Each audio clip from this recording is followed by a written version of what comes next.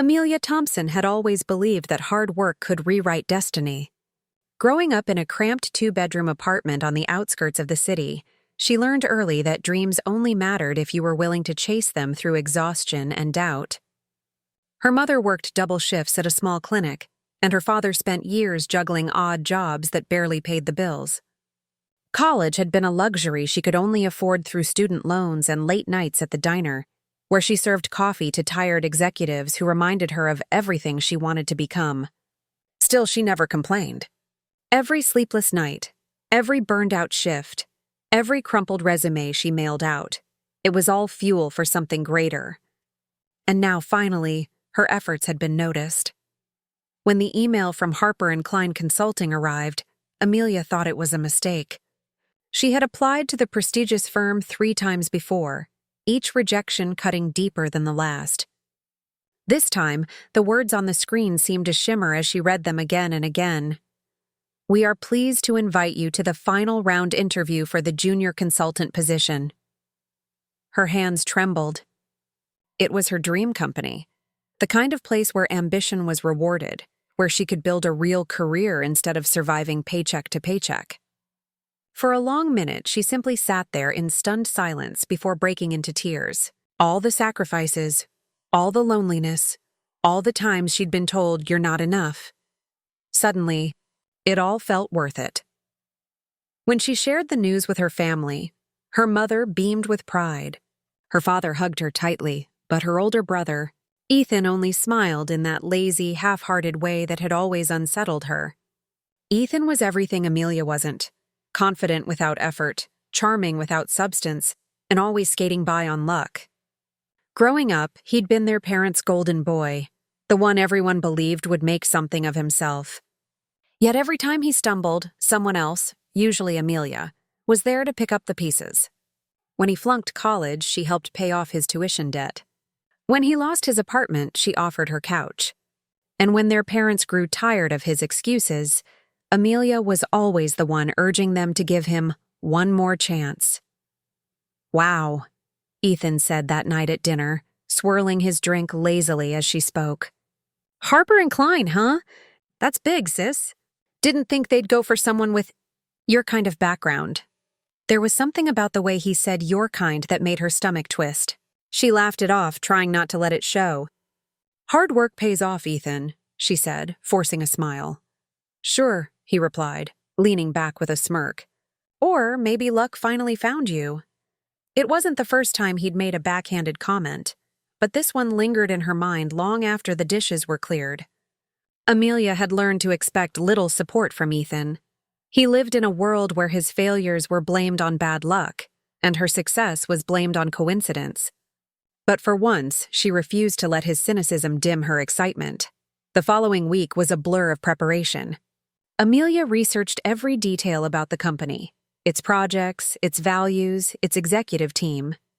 She practiced mock interviews with Clara, her closest friend and occasional voice of reason. Clara, always the realist, told her, "You've got this, Amy. They'll see the fighter in you." And Amelia wanted to believe that. She printed multiple copies of her resume, neatly arranged her portfolio, and laid out her clothes the night before: a cream blouse, black slacks, and the gray blazer Clara had lent her for good luck. The morning of the interview dawned bright and calm. Amelia woke before sunrise, too anxious to eat, her heart fluttering with a mix of hope and nerves. She went over her notes one last time, checked her bag for her documents, and smiled at her reflection in the mirror. "You're ready," she whispered to herself. She truly believed she was. But as she reached for her phone, she noticed a new email notification. At first, she assumed it was a last-minute update from the company, maybe directions or a reschedule. She tapped the screen, and her breath caught in her throat. "Dear Ms. Thompson, we appreciate your time today, and thank you for completing your interview with Harper & Klein Consulting. We will be in touch shortly regarding next steps." Her brow furrowed. Today? Her interview wasn't scheduled for another 2 hours. Panic crept in. Maybe it was a clerical error. Maybe HR had mixed up the names. She called the company immediately, trying to keep her voice steady. Hi, this is Amelia Thompson. I think there's been a mistake. I haven't had my interview yet, but I just received a completion email. There was a pause, the faint sound of typing on the other end. Then the HR representative replied, "Oh, Miss Thompson, our records show you've already been here. The interview was conducted earlier this morning." Her heart dropped. "That's impossible," she stammered. I didn't come in," the voice hesitated. "Well, according to our notes, you did. The interviewer said you performed well, confidently and articulately. About 6 feet tall, dark hair, blue eyes." Amelia froze. "Ethan." She hung up without another word, a wave of disbelief washing over her. For a moment, she stood in the center of her small apartment, the world spinning around her. Then she grabbed her coat and stormed out, fury burning through her veins. When she burst into the house, Ethan was lounging on the couch, scrolling through his phone, perfectly at ease. "What did you do?" she demanded, her voice trembling. He didn't even look up at first. "Oh, that. Relax, sis. I just went in and took your interview. They loved me. You what?" "I figured you'd choke under pressure anyway," he said casually, setting his phone down. "So I went instead. Someone had to represent the family." Her jaw fell open. "You stole my identity to get a job that wasn't yours." "Don't be so dramatic," Ethan scoffed. "You weren't going to get it. I've got better communication skills. I told them I'd been freelancing, which is kinda true. And besides, they'll never find out." Amelia's voice cracked. "That was my dream. My chance to start over." Ethan's grin widened. "And now it's my reality. They said they'll call next week with an offer. Guess I should thank you for paving the way." Her hands clenched into fists. She could barely see through the rage. Every memory of helping him, every sacrifice she'd made, flashed before her eyes. "You can't just take things from people and call it ambition," she hissed. He stood up, towering over her, his expression turning cold. "Watch me." When she told their parents, they reacted exactly as she feared. Her mother sighed, weary. "Maybe it's for the best, Amelia. You'll find another opportunity. And Ethan needs stability," her father added gently. "You've always been strong. He needs this more." Amelia felt something inside her break. It wasn't just about the job anymore. It was the years of favoritism, the unspoken belief that Ethan's mistakes were forgivable but her dreams were expendable. She wanted to scream, but the words died in her throat.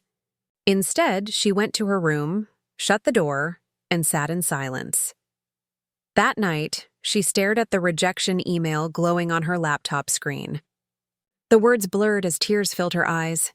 She thought of all the times she'd told herself patience would pay off, that goodness would be rewarded. But what good had it done? Her brother's deceit had cost her everything she'd worked for. The betrayal settled deep in her chest, heavy and sharp.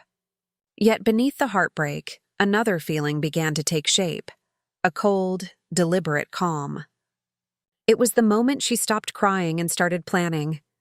Ethan thought he had won, that she'd bow her head and accept defeat like always. But he didn't know her as well as he believed. Amelia wiped her tears and sat up straighter. On the table beside her laptop lay the printed resume she never got to hand over, and beside it, a pen. She picked it up, underlining her name at the top. Amelia Thompson. That name wasn't finished. Her story wasn't over. "I'll make this right," she whispered into the dim room. Her reflection in the dark window looked back at her, tired but determined. She didn't know how yet, but she knew one thing for certain. Ethan might have stolen her interview, but he hadn't stolen her resolve. She turned off the light, letting the quiet swallow the anger that still burned inside her. Tomorrow, she would start again, not as the victim of betrayal, but as the architect of karma. And when it came for Ethan, it wouldn't need her hand to guide it. It would simply happen, because some betrayals, no matter how small, always invite their own reckoning. That night, Amelia finally fell asleep, not peacefully, but with purpose. 2 weeks had passed since the betrayal that had shattered Amelia's faith in fairness, and yet, the world seemed indifferent to her pain. The sun still rose, her alarm still rang, and life went on, cruelly, almost mockingly. But beneath her calm surface, something inside her had shifted. She wasn't the same woman who used to believe that silence and kindness could fix everything. Now she understood that sometimes silence only protects the guilty. Her brother's deceit had bruised her deeply, but it had also awakened something powerful, the will to fight back, not with anger, but with intelligence. Ethan, meanwhile, was thriving in his illusion. Every day he strutted around the house as if he had conquered the world. "Networking, sis," he would say, leaning against the doorframe of her room, flashing that arrogant grin. "You should try it sometime. The higher-ups love me already." His words dripped with self-satisfaction. He'd even started dressing differently, pressed shirts, polished shoes, things he never cared about before. Amelia watched him quietly, her expression unreadable. Every boast, every taunt only hardened her resolve. She didn't scream, didn't confront. She simply observed, waiting for the right moment to act. In the evenings, when the house fell silent, she sat at her desk with her laptop, studying Harper & Klein's website like a detective piecing together a case. She learned everything she could: the hierarchy, the departments, the names of executives. She discovered that Ethan's department was corporate development, led by Claire Dawson, a woman whose reputation preceded her. Claire was known in the industry for her no-nonsense attitude and her ability to sniff out dishonesty from miles away. "Integrity is non-negotiable," one of Claire's old interviews read. Amelia smiled faintly at that line. Maybe, just maybe, she had found the right person to help set things straight. She opened LinkedIn and searched for Claire's profile. It wasn't hard to find: a professional headshot, a confident smile, a list of impressive achievements. Amelia hesitated for a moment, her fingers hovering over the keyboard. Should she really do this? What if it backfired? What if Claire dismissed her as bitter or jealous? But then she remembered the humiliation of that fake interview completion email, the laughter in Ethan's voice when he told her she'd never have made it anyway. That memory reignited the anger she had buried under composure. She began to type. Her message was polite, restrained, but sharp in its truth. Subject: Possible misunderstanding regarding recent hire. Dear Ms. Dawson, I hope this message finds you well. I recently applied for the junior consultant position at Harper & Klein and received a notice that my interview had been completed, though I had not yet attended it. After further inquiry, I discovered that someone had impersonated me during that interview. I'm not seeking to cause trouble or demand action, only to ensure that the truth is known.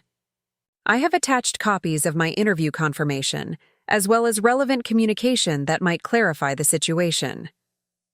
Thank you for taking the time to read this. I deeply respect Harper & Klein and appreciate your attention to this matter. Sincerely, Amelia Thompson. She read it several times before pressing send. Her hands trembled slightly as she did, but once the message was gone, a strange sense of calm settled over her. For the first time since the betrayal, she felt in control. The next few days crawled by. Ethan was as smug as ever, walking around like a man who believed the world owed him success. "Ms. Dawson said I'm doing great," he bragged one night at dinner. "She said I've got natural leadership potential." Their parents glowed with pride, showering him with praise. Amelia forced a smile, hiding her disgust. Inside, though, her heart pounded, because now she knew who he was bragging about impressing. Then, one Wednesday afternoon, Ethan came home early. His tie hung loose, his face pale with anger. "They suspended me!" he barked, slamming his laptop shut on the kitchen table. "They said they're conducting some stupid internal review. Someone must have snitched." Amelia looked up from her book, masking her satisfaction. "That's awful," she said softly, tilting her head just enough to feign concern. "Did they say why?" "No," he snapped. "They just said there were discrepancies in my paperwork." "Can you believe that? I give them my best, and this is what I get?" She offered a sympathetic nod. "Maybe it's just a misunderstanding." He grumbled something under his breath and stormed off to his room, muttering about office politics and jealous coworkers. The door slammed. and Amelia finally allowed herself a small, quiet smile. Karma had begun to move, slow, deliberate, unstoppable. 2 days later, she received an email from Claire Dawson. Subject: Thank you for your honesty, dear Amelia. I appreciate your professionalism and the evidence you provided. Your message reflects integrity and composure, qualities we deeply value at Harper & Klein. We've reviewed the situation thoroughly and taken appropriate action. If you're still interested in joining our team, I would like to personally invite you to an interview next week. Best regards, Claire Dawson. Amelia exhaled shakily, tears pricking her eyes. It wasn't just relief, it was validation. Someone had finally seen the truth without her having to scream for it. She replied with gratitude, confirming the date. That night she lay awake, staring at the ceiling. Tomorrow was uncertain, but one thing was clear. She wasn't powerless anymore. The day of the interview arrived, cool and bright. Amelia dressed carefully, the same cream blouse and gray blazer she'd worn for the interview she never got to attend. As she approached Harper & Klein's sleek glass building, her nerves buzzed. The lobby was bustling with people in crisp suits, their confidence filling the air. For a moment, she felt small again, like an imposter stepping into someone else's world. But then she remembered, this was her world. She had earned this moment. When she stepped out of the elevator on the 12th floor, she froze. Just a few feet ahead, Ethan was being escorted out by 2 security guards, his face red and eyes burning with humiliation. He carried a cardboard box filled with office supplies, pens, folders, and a company mug. Claire Dawson herself stood at the doorway, watching with quiet authority. For a brief moment, their eyes met. Ethan's expression twisted with disbelief. "You?" he hissed under his breath, realizing too late what had happened. Amelia didn't respond. She simply gave a faint, measured nod and walked past him toward the conference room. For once, the power dynamic had shifted, not through vengeance, but through truth. The interview that followed felt like a dream. Claire Dawson greeted her warmly, and the conversation flowed easily. They discussed Amelia's background, her work ethic, and her ambitions. Amelia spoke honestly about her journey, about resilience, integrity, and learning from betrayal without letting it define her. Claire listened intently, occasionally smiling, clearly impressed. "You handled an incredibly difficult situation with remarkable composure," she said near the end. "That's the kind of strength we need here." When Amelia left the office that afternoon, sunlight poured through the glass atrium, and for the first time in weeks, she felt it on her face without bitterness. She walked past the security desk, past the revolving doors, and onto the busy street with a quiet, steady pride. She didn't need to shout that she'd been vindicated. The world had a way of hearing the truth on its own. A week later, as she sipped her morning coffee, her phone buzzed with a new email notification. Her heart leapt when she saw the subject line. "Welcome to Harper & Klein Consulting." She read the message twice, tears blurring her vision. This was more than a job offer. It was the universe setting things right. When she told her parents that evening, they were stunned. Her mother cried tears of joy, and even her father looked ashamed for doubting her before. Ethan didn't say a word. He stayed in his room, silent, defeated. For once, he couldn't twist the truth to fit his comfort. Later that night, Amelia stood on the balcony, the city lights shimmering in the distance. The air was cool, and the weight that had pressed on her chest for weeks finally lifted. She thought about everything that had happened, the betrayal, the humiliation, the small steps she took to reclaim her voice. She hadn't shouted, hadn't cursed, hadn't sought revenge with venom.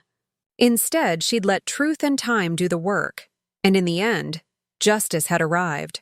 Not loud, not cruel, but poetic. Karma, she realized, didn't always need her to chase it.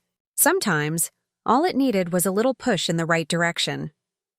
With a deep breath, Amelia smiled to herself. The next chapter of her life was beginning, one built not on anger, but on triumph. And this time, she wasn't going to let anyone take it away. 3 months after Ethan's downfall, Life for Amelia had changed in ways she could never have imagined. The office of Harper and Klein Consulting had become her second home, a place where she was no longer just another hopeful employee trying to prove herself, but a respected voice in meetings, a trusted hand on projects, and to her quiet pride, someone others looked up to. Her first major assignment had been to assist a struggling client whose operations were on the brink of collapse. Most people doubted she could handle it. She was, after all, the newest face in the department. But Amelia poured herself into the challenge, analyzing reports late into the night, crafting solutions with precision and creativity.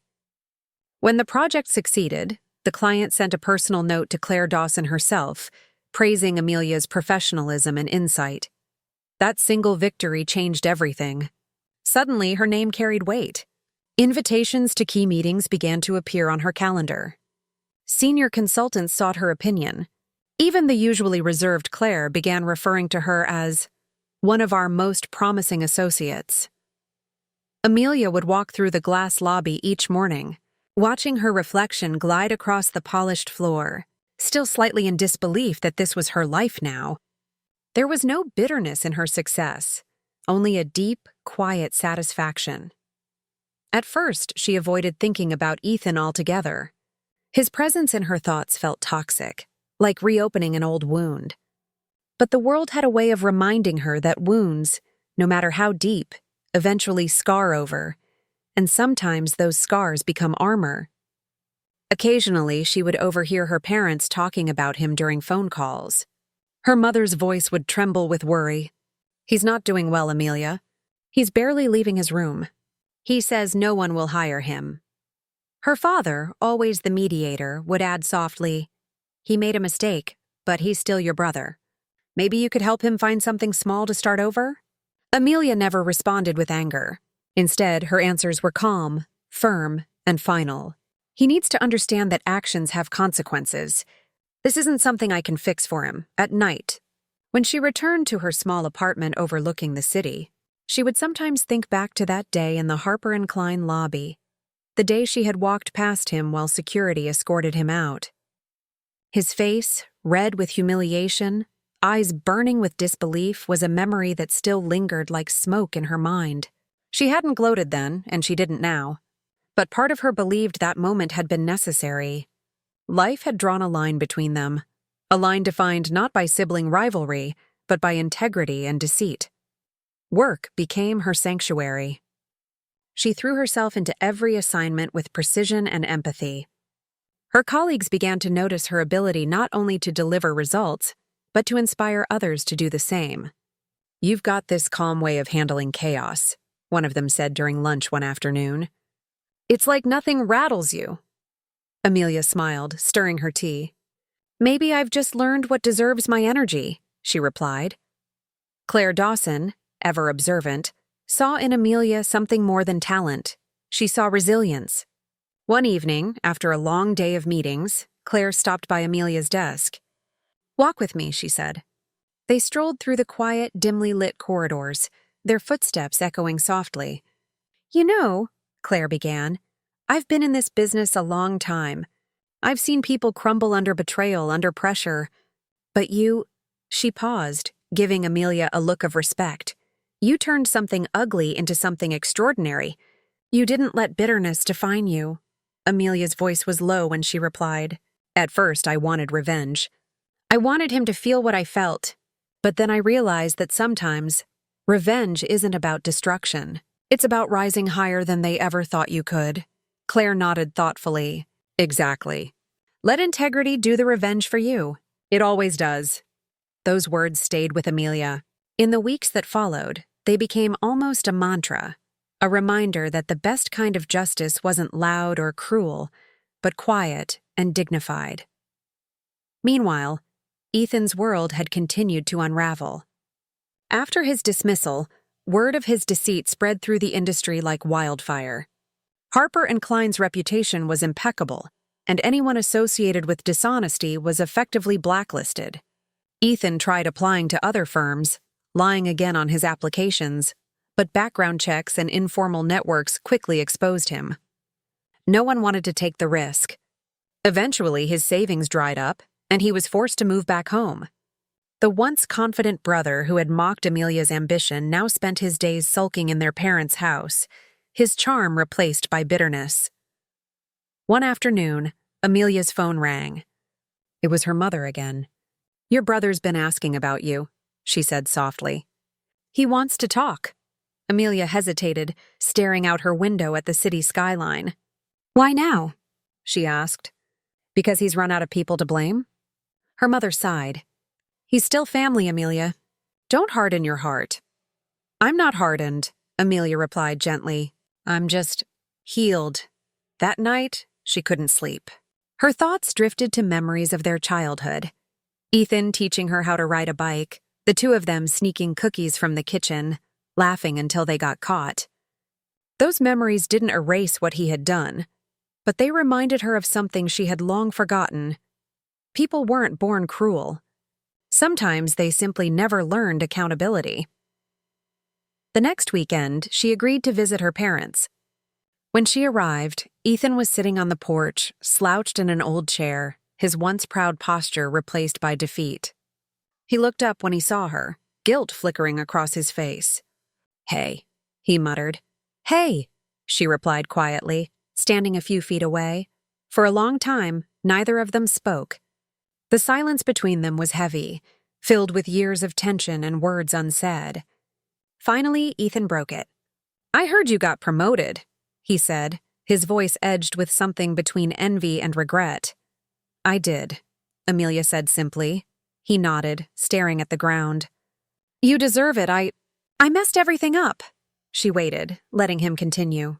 "I thought I could fake my way through. I thought if I got that job, things would finally change for me. But I didn't realize I was stealing something I didn't earn. I ruined everything, didn't I?" Amelia's chest tightened. His voice was sincere, a crack in the armor of arrogance she'd known her whole life. She took a slow breath. "You didn't ruin everything," she said. "You ruined your chances. But that doesn't mean you can't rebuild. Just not by stepping on others to do it." He looked up at her, eyes tired and red. "You're better than me." "No," she said quietly. "I just learned faster than you did." She left it at that, turning to go inside. Their parents watched from the doorway, hope flickering in their eyes, but Amelia knew this wasn't about forgiveness. It was about closure. She didn't need revenge anymore. Karma had already done its work. Months later, as autumn painted the city in gold and crimson, Amelia found herself walking home from the office one evening. The streets glowed under the soft haze of streetlights. She passed a small coffee shop near the corner, one she used to visit with Clara during her struggling years. As she glanced through the window, her steps slowed. There, sitting alone by the glass, was Ethan. He was staring at his phone, shoulders hunched, a half-empty cup beside him. The sight struck something in her, an unexpected pang of pity perhaps, or maybe just recognition of how far they had drifted. For a moment, she considered walking in, sitting across from him, maybe offering a conversation, a bridge. But then she remembered every cruel laugh, every dismissive remark, every time he had stolen not just opportunities, but her confidence. Some lessons weren't meant to be softened. Some needed to stand as reminders. Amelia took a deep breath, straightened her coat, and walked on. She didn't need to confront him. The past had already delivered its verdict. As she reached the end of the street, her phone buzzed, a message from Claire Dawson. "Board approved your promotion." "Congratulations, senior consultant." Amelia stopped, staring at the screen, her lips curving into a soft smile. She looked back once at the coffee shop window, where Ethan still sat alone, unaware of her presence. Then she turned away, the city lights reflecting in her eyes like a promise. Revenge, she thought, wasn't always about watching someone fall. Sometimes it was about watching yourself rise so high that their betrayal became irrelevant. Her success wasn't just her revenge, it was her freedom. And karma? It hadn't needed her help after all. It had just been waiting for the right moment to balance the scales.